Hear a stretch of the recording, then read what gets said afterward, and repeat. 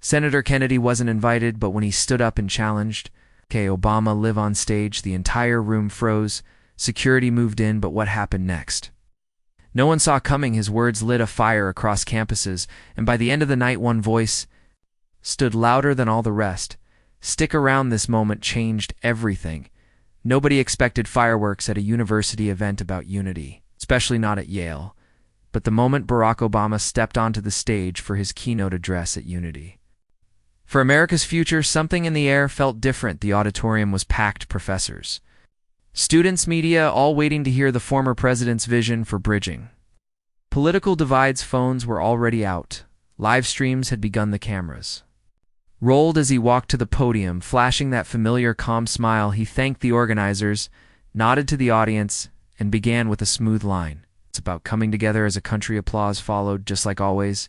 But then halfway through his second paragraph, a voice interrupted. It came from the aisle. A man in a navy blazer was making his way down the steps. Not rushing, not yelling, just walking with calm defiance, holding a microphone in one hand. Some thought it was a staff member or an audience Q&A until someone near the front recognized him. It was Senator John Kennedy from Louisiana. He wasn't on the guest list. A stir swept through the room. Some students whispered, others reached for their phones. One security guard stepped toward the aisle, unsure of whether to intervene, but Kennedy spoke before anyone could act. He didn't shout, he didn't insult, he simply said, "If this event is really about unity, then why is it only one side speaking?" The room fell silent. Obama paused, his hand still resting on the podium. For a moment, he said nothing. The air thickened as Kennedy continued walking forward, speaking. Clearly, he questioned the concept of unity. Without disagreement, he asked, what kind of democracy silences the voices that don't fit the narrative? And he challenged Obama not with rage, but with reason. Some students clapped, others groaned, professors exchanged worried looks, and backstage an event organizer pulled out a phone and whispered for security to stand by. Obama finally responded, maintaining composure. He welcomed the senator's passion, but said the format of the event was not intended for open debate. Kennedy nodded, but didn't sit down. He asked again then, "What is it for?" Polite agreement.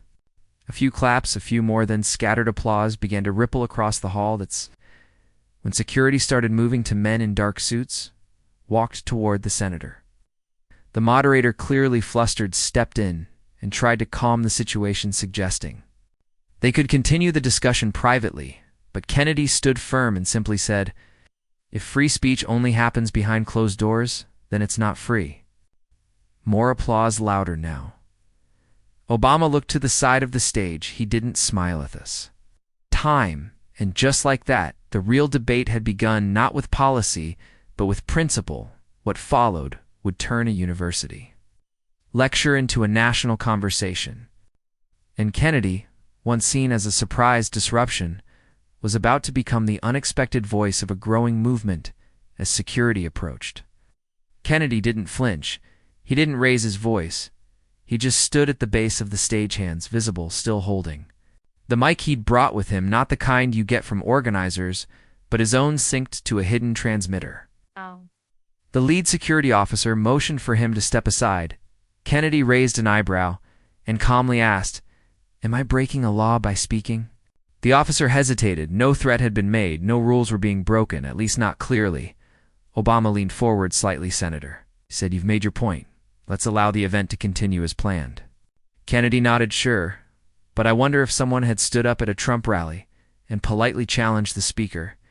Would you have called that courage?" Murmurs spread through the audience. Obama gave a tight smile. "This isn't a rally, it's a forum for discussion." "That's exactly why I'm here," Kennedy said. "You call for unity.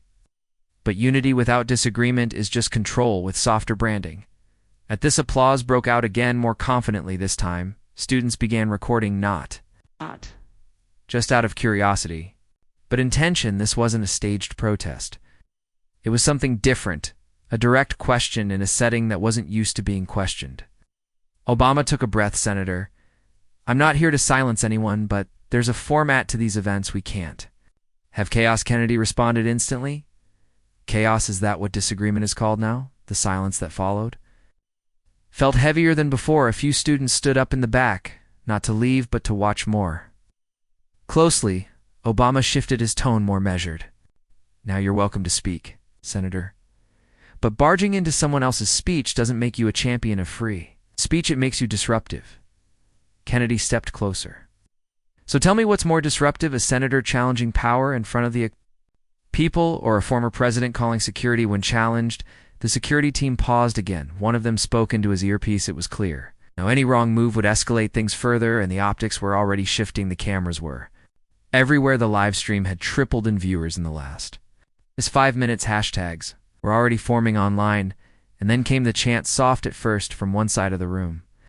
Just 2 words, let him, then louder. Let him speak, let him speak. Obama looked out across the crowd, then slowly stepped back from the podium. Kennedy didn't gloat, he didn't smile, he just waited a second, raised the mic again and said, I'll speak and I'll leave, I only ask you to listen. The room went still, phones were raised higher, and that moment the narrative changed. This wasn't a disruption anymore.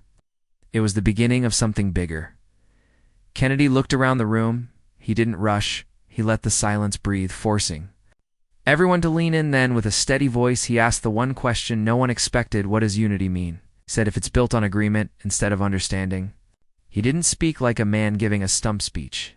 No slogans, no applause lines, just a calm, deliberate rhythm, like someone who wasn't trying to win the room, only wake it up.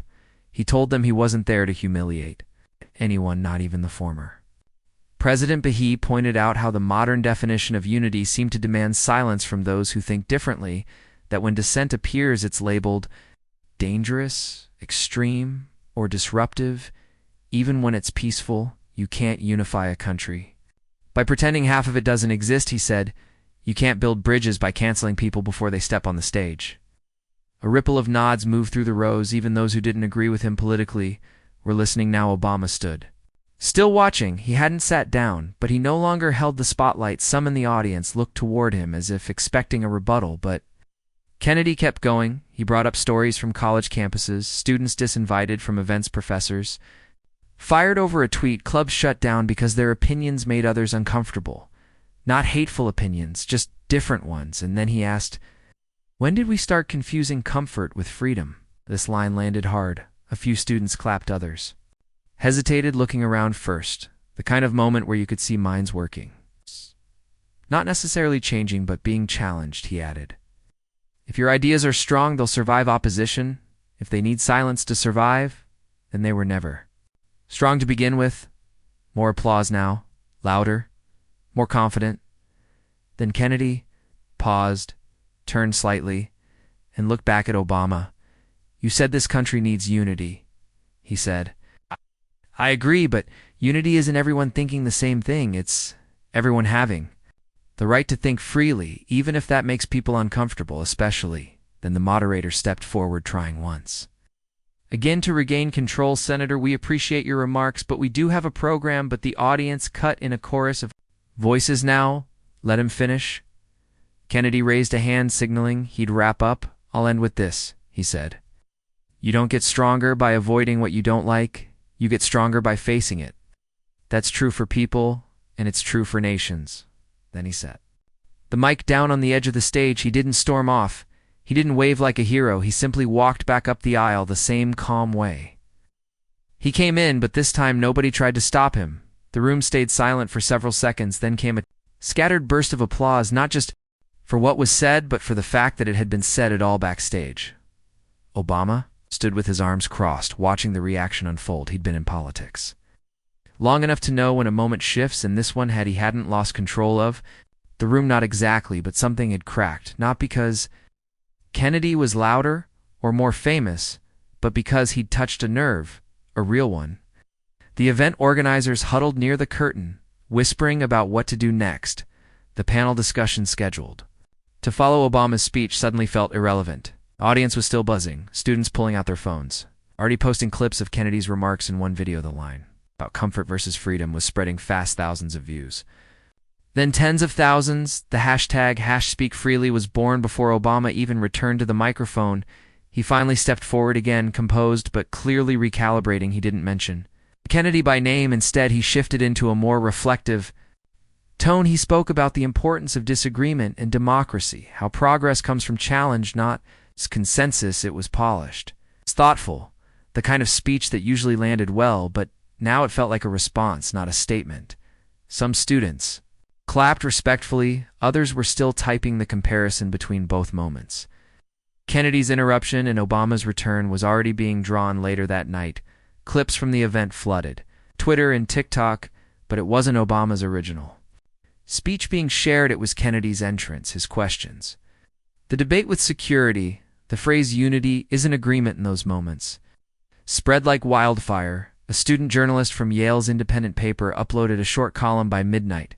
He wasn't supposed to speak, but he spoke for all of us, and by morning national outlets were picking it up. Fox News called it a bombshell stand for free speech. CNN framed it as an unexpected challenge to the limits of civil discourse, even independent podcasters began weighing in from both sides of the aisle.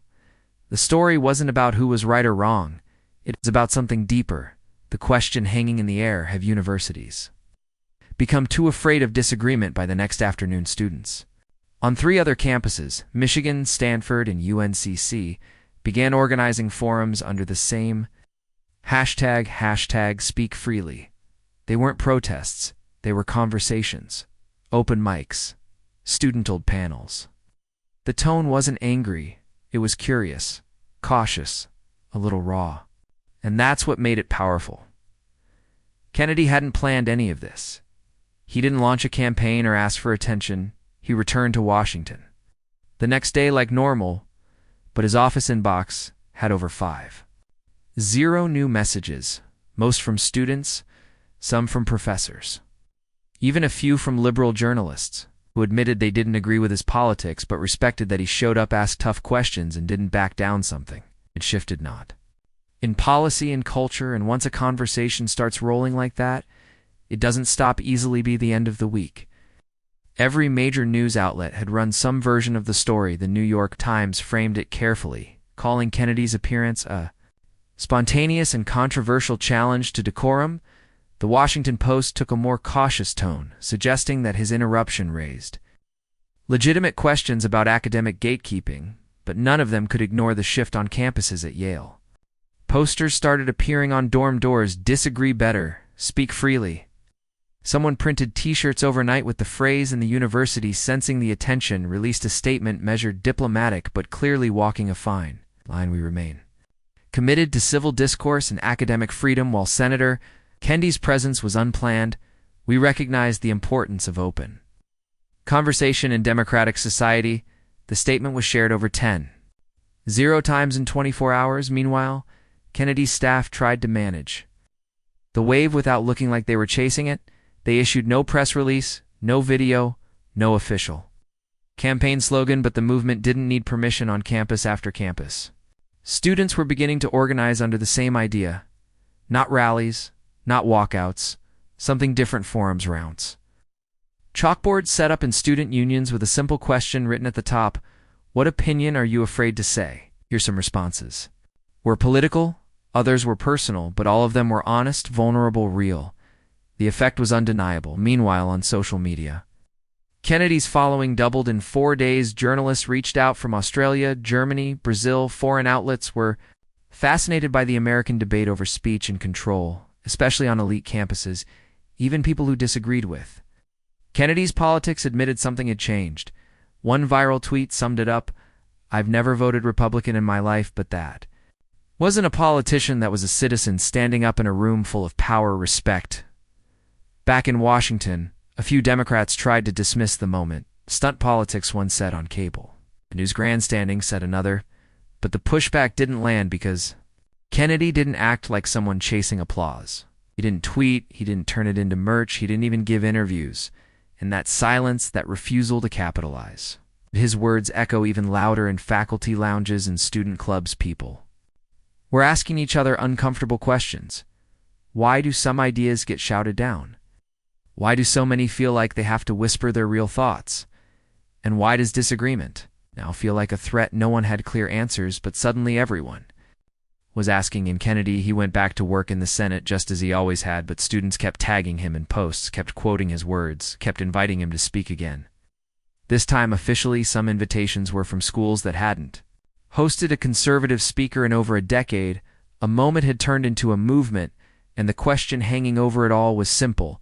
What happens when people stop being afraid to speak?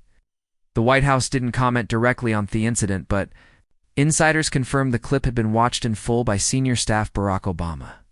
Though no longer in office, had remained a symbolic figure for the Democratic Party, a calm, unshakable voice of reason.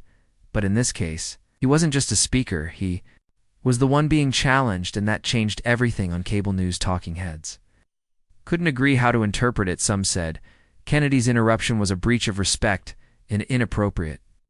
Hijacking of a planned event, others praised it as exactly what universities needed. A reminder that open platforms shouldn't be gated by ideology.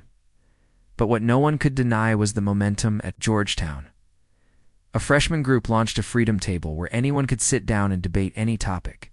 At NYU, a spontaneous outdoor discussion brought hundreds to Washington Square Park, with students and professors passing around a single mic sharing opinions they'd never said out loud on campus. The phrase, "You don't get stronger by avoiding what you don't like," had become more than a quote. It was now sprayed on walls, printed on signs, and echoed in dozens of TikToks, stitched with the original footage. And that footage, Kennedy walking down the aisle calmly raising his mic, had now passed 15 million views. Despite all this, Kennedy didn't break character, no self. Congratulations, no victory laps, just his usual Senate schedule and a polite no comment to reporters camped outside his office. But inside his office, things were changing. Staffers. A shift in the kind of mail they were getting. Letters from students who said they felt seen, from teachers who had been warned for saying the wrong thing in class, from liberal parents who admitted they disagreed with him on policy. They thanked him for reminding their kids that disagreement isn't hate. And then there was the email from a Yale sophomore. It read, "I was there. I was angry when you walked in, but I listened, and I realized I've been shutting people out without even meaning. 2, I just wanted to say thank you. You made me think." Kennedy printed that one and kept it on his desk elsewhere. The Yale incident sparked a different kind of conversation this time. Among university boards, several private college trustees started asking hard questions about speaker policies, campus censorship, and the growing student fear of being labeled for asking the wrong question. A report by a nonpartisan foundation showed that nearly 60% of college students said they self-censor in class. That number had barely moved for years until now. And though it was still too early to measure real policy changes, the cultural shift was obvious. No one planned it, no one led it, but something had been shaken loose, and for the first time in a long time, students across political lines were saying the same thing. We want to hear each other again. It didn't take long for late-night shows to weigh in. Some tried to make jokes downplaying the moment. One host called it Kennedy's TikTok town hall, drawing laughs from the audience. But even in jest, the underlying message was clear. The moment was too big to ignore. Other hosts were more serious. A segment on a major network aired a side-by-side comparison of Obama's speech and Kennedy's interruption, asking viewers which message felt more honest. Online polls lit up the results, surprised the producers. A nearly even split, with many young viewers siding with Kennedy even if they disagreed with his politics. Meanwhile, conservative commentators seized on the moment, framing it as a rare moral win. But Kennedy didn't engage. He kept quiet, and that refusal to feed the noise only added to his credibility. At Yale, a quiet shift was taking place. Professors who had avoided controversial topics started opening their salabi student newspapers, printed opposing editorials on the same page, and one popular sociology class scrapped its standard lecture format for the rest of the semester in favor of moderated discussions. No labels, no safe zones, just conversation. Even faculty members who had once criticized Kennedy publicly admitted they were impressed by how composed he had been. One of them, a tenor political science professor, told her class, "I still disagree with his policies, but I admire that he came here without shouting, without rage, and asked us to think." It wasn't about winning an argument anymore. It was about modeling one. By now, the hashtag Speak Freely had trended in 5 countries. Not because it was part of a campaign, but because no one owned it. It wasn't left or right. It just felt necessary. High school debate clubs began using Kennedy's speech as a case study. College freshmen asked their Ross if they could organize discussion nights without filters. A university in Texas quietly reversed a policy banning certain speakers from campus. No press release, just a quiet update, and then came the moment no one expected. Kennedy received a formal letter from Yale's student government, the same body that had once opposed bringing in any Republican speaker. They invited him back this time.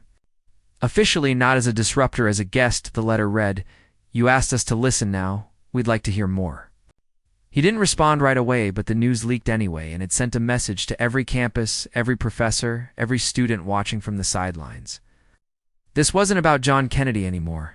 It was about a door that had been kicked open, not by shouting or protests, but by a calm challenge in a room that wasn't used to being questioned, and once opened, that door wasn't going to close.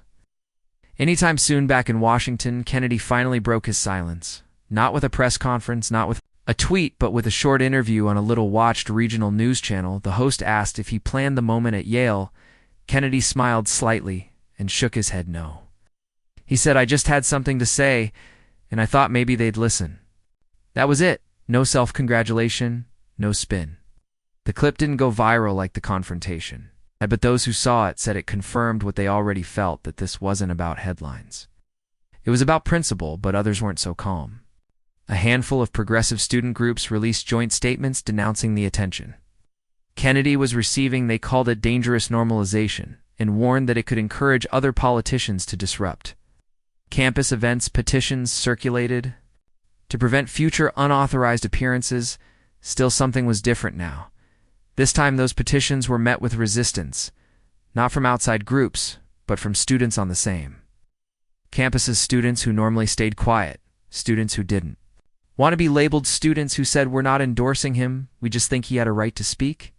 The conversation had matured. It wasn't about Kennedy the politician anymore. It was about what his presence represented, a challenge to the idea that safe spaces meant silent spaces, and for the first time in a long while students were pushing back against silence. Meanwhile, Yale's administration received over 1,200 emails. Half critical, half supportive, and all demanding clarity. Would they rewrite their speaker policies? Would they invite more ideological diversity to campus? Would they allow disagreement without intervention? The administration didn't answer right away, but in private discussions began small steps, a proposed amendment to student forum rules, a faculty-led task force on viewpoint diversity.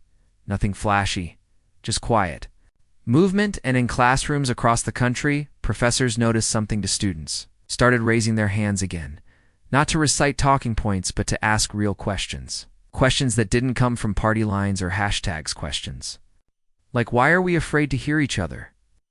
Kennedy, for his part, returned to the Senate with his usual rhythm, but a quiet shift had taken hold.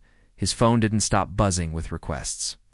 He declined most, but accepted a few carefully chosen schools, both liberal and conservative, where students asked for dialogue, not drama, and the most surprising invitation came from Yale again, this time not from the student body, but from the administration itself, an official lecture series on democracy and discourse co-hosted with a liberal guest. The condition: no prepared speeches, just real conversation. Kennedy agreed, and as the details were finalized behind the scenes, students everywhere watched closely, because for all the headlines and viral clips, one question still lingered.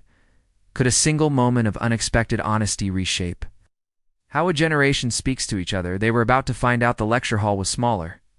This time, no grand auditorium, no massive banners, just a plain stage, 2 chairs and 2 microphones, Kennedy on one side, progressive law professor on the other, someone known for sharp wit and strong opinions. The ground rules were simple: no notes, no teleprompters, no moderation, just a conversation. Students packed their room, sitting on steps, leaning against the walls. Hundreds more watched from overflow rooms outside. A few protest signs waved, but there was no shouting, no chaos, only a quiet tension that everyone could feel. Kennedy began by thanking the university for having him. Then he turned to the professor and said, "We don't agree on much, but I respect that you're here." The professor nodded. "Let's test the idea that disagreement can be productive." And they did. They disagreed on everything from health care to foreign policy.